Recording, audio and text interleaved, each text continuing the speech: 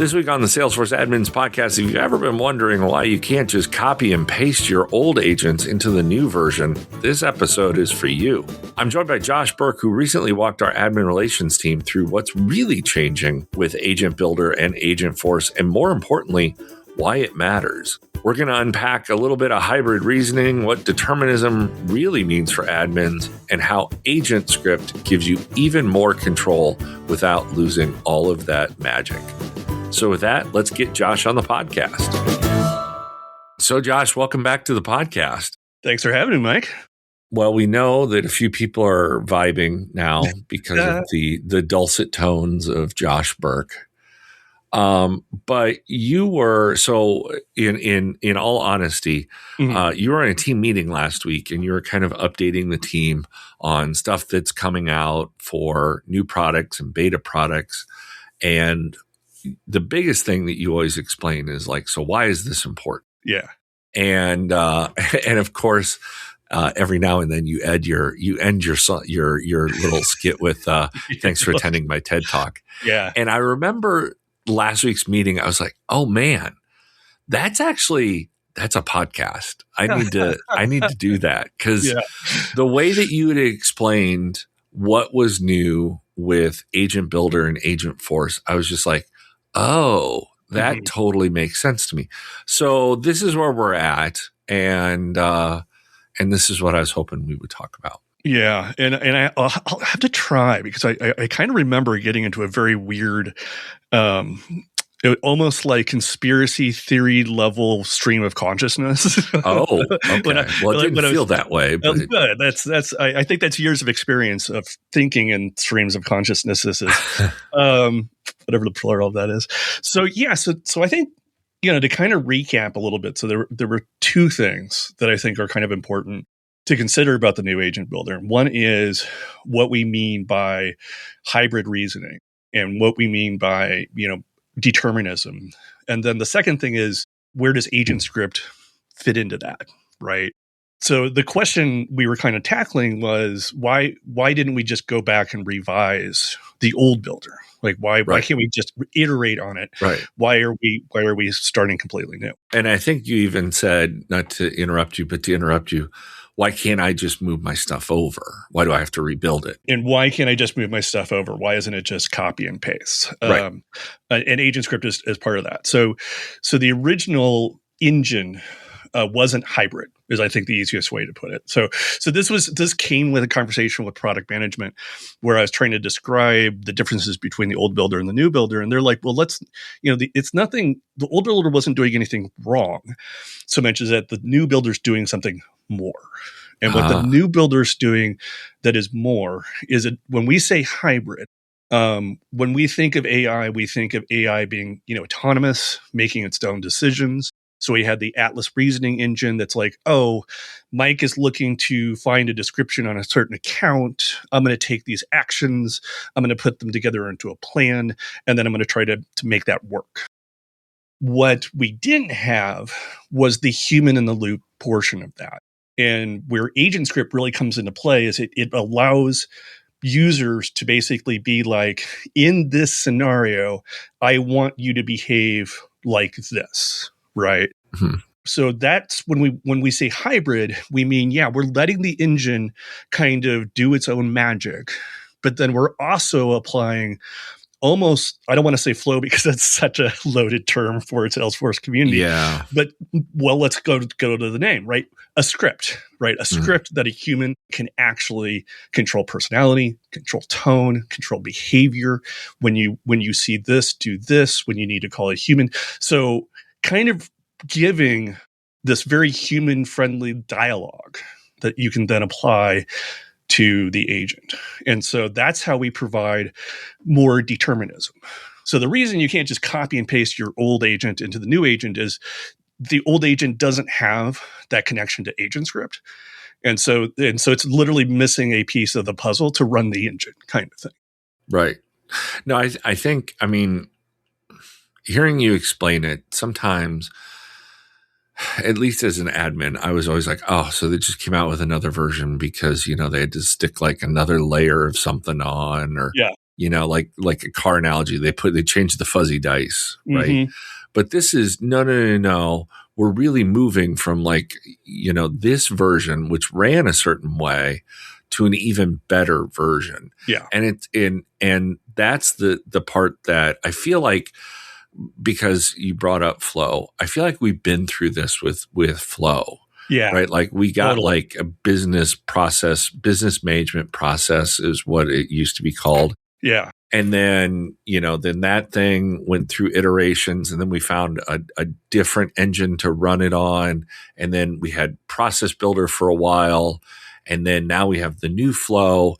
And it's like, sometimes it's not just the interface that changed, right, but it's actually the guts behind it, because I can't recall. It's sometime between after the pandemic and today that AI came around. And I feel like that's the window it works in my brain, because I can't put down a time. Like, was it 2022 or is it 2023? I don't know. Mm-hmm. Post-pandemic, before today, AI happened. But, just when you thought, okay, I've kind of got this thing figured out, nope, all of this stuff changes. Yeah. And, it happens in technology, right? It happened with the Lightning web components, right? We really kind of had to go back and take the new ECMAScript format and take the new ECMAScript standard and really rebuild the way our web components work so that they work in a standard-based way, right? So that they're more similar to React or more similar to these other frameworks.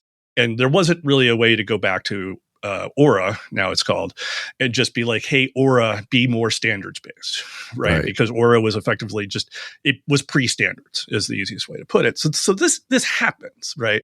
Now, if people are listening to this and they're like, oh gosh, I have all this work in my old agent builder, what am I going to do? First of all, Salesforce does not like taking away people's toys. Right. We've learned that. We've learned that. I've said this anecdote in workshops so many times, because when we did release Lightning, one of the most common questions I got was, are you going to end of life Visualforce? Right. Yeah. And so I went to the product manager, might have been Skip at the time. And I'm like, hey, when would you end of life Visualforce? And his response was, when I pull up a dashboard and I see there are 0 active users using Visualforce. Right. And then I'll probably wait 3 months after that. Just in case. Just in case, right? Yeah. So the classic one is not going anywhere anytime soon. But I think the other important thing is, a lot of our messaging when it comes to building out agents is that you're already an agent builder, right? You're already somebody who can build AIs because you know Flow, because you know Salesforce. Now you've learned topics, now you've learned actions and all of that kind of stuff. All of that is still true. It's all still true. And so you're still getting to use your existing skills in order to control it. It's really just adding the skill of knowing how to write out the agent script. Now, one of the really cool things there's 2 cool things about the new builder that I think will really help people with that. One is the canvas mode. And so canvas mode takes what you write in agent script and puts it into a visual UI interpretation. And so this is very handy for 2 things. Number one, it gives you a little bit of kind of a predictive window as to what your script is going to be doing. It also gives you a very visual way of thinking about it. It's also a really neat way to go look at somebody else's agent script and translate it, right? So you don't have to read through all the thing. You can flip over to canvas mode and be like, oh, that's trying to get these parameters in order to do, these actions. The other thing, going back to vibes and this new AI coding AI, is that you'll have an AI assistant in Builder to help you build the AI. So you're not alone, right? Agent Builder itself will also help you create these things out. So my biggest statement back in the Lightning Web Components days was, don't panic and learn Lightning. Right.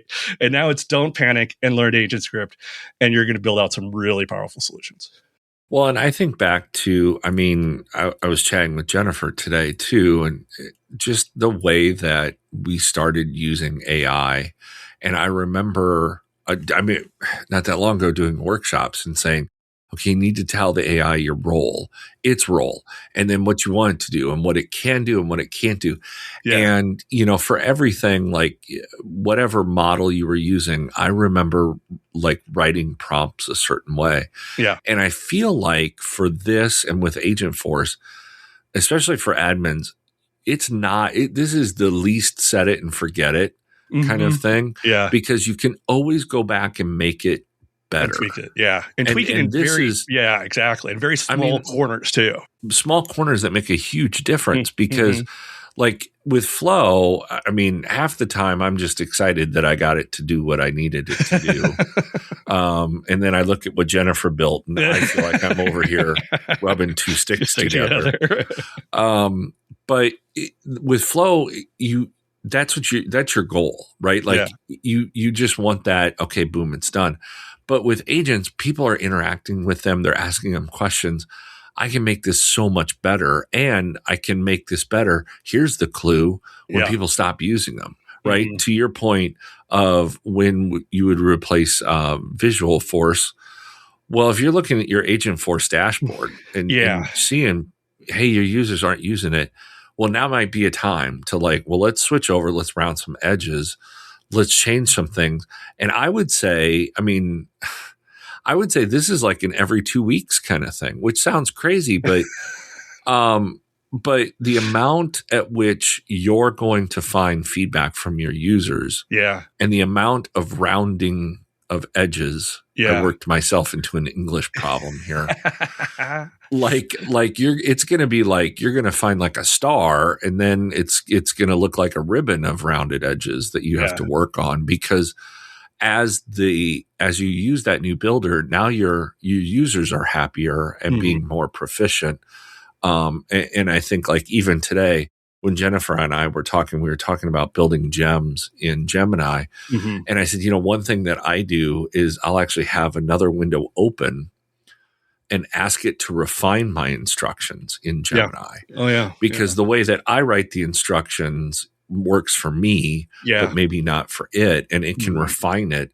And I've seen it take, 1,000-word prompts and reduce it down to 200. And it's actually faster. Right. And so all of that is sometimes there's a lot to keep up with, but it's all for the better because now you're like, click, oh, wow. And then you get that. I think it's always at the end of the day, the admin is going after that first look on a user's face. And they're like, ooh, this just made my life so much easier. Exactly. Yeah. And I think to kind of append to that, again, not to overuse this, analogy of Visualforce, but it's like, you don't be in a rush to go and recreate your existing agents in the new agent builder. If you have a new agent you're building, I would start with the new agent builder and go from there. 2 reasons: don't fix what's not broken. And also, you will learn more about agent script and things like that. So when you do decide to move your old agent to the new builder, you'll be more educated on how to do it. Now, huge forward-looking statement, asterisk, safe harbor. There is a conversation internally about creating a porting tool of some kind. It's on a roadmap somewhere, no guarantees. But I do think people should know we are looking at that kind of thing. So stay tuned because we do want to make this as easy as possible. Yeah. Yeah, but also there's some joy in rebuilding things, and maybe that's just me, but Seems like part of the tech world. Yeah, exactly. Yeah, I mean, there's that, and there's also it just it reintroduces you to things that at one time you were good at, and brings it back. And then I think too, anytime that these new features come out. One part is, okay, well, here's the tech to change it, but also has the process changed? Has the stuff that people do internally changed? And that might also be true. Yeah. And the other point you brought up, which was really salient, just because you can change it doesn't mean you should right now. Yeah. One thing that, and I was a part of this, doing a big org rollout. What are the other changes that your users are experiencing within your organization? Yeah. And so, you adding to that, is that, one layer too many, or when would be a better time, right? Like we always joke, like you're not going to roll out a sales opportunity change the last week of the quarter. Right. So picking your timing, this means that gives you time to test. So Yeah. And I think this goes into a lot of conversation we're having about like, admins in the agentic era. Like what kind of a steward are you being? And how are you using those existing instincts and skills as an admin to not topple over the apple cart? But now you're doing it with AI. Right. Because in my opinion, admins are getting paid for their judgments. Yeah. Yeah. Agreed. Josh, thanks for coming on and helping us understand the new Agent Builder. Thanks for listening to TED Talk. Yeah. See, I knew you had to fit that in. And we've got just enough time that Daryl can hopefully get his boat from home to internal. It's not internal. Inside the podcast joke. Inside the podcast. Yeah. I have to go back to the Daryl Moon episode. And then it'll all make sense. It's like it's the key to unlocking the mystery of the Dan Brown episodes. I don't think so. I love it. Anyway. I love it. Have a good day, Josh. Thanks for coming on. Cheers, my man. You too.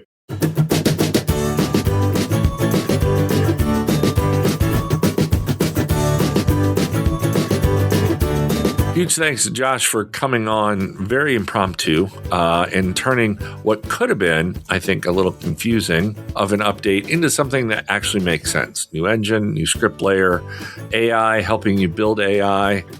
Awesome. I like it. So remember, don't panic, learn agent script, and it's all about, having fun. And like any powerful tool in Salesforce, it's less about flipping a switch and more about steady improvement over time. So, if this episode helped you clarify your next steps, share it with another Salesforce admin who's navigating some AI right now. And until next time, we'll see you in the cloud.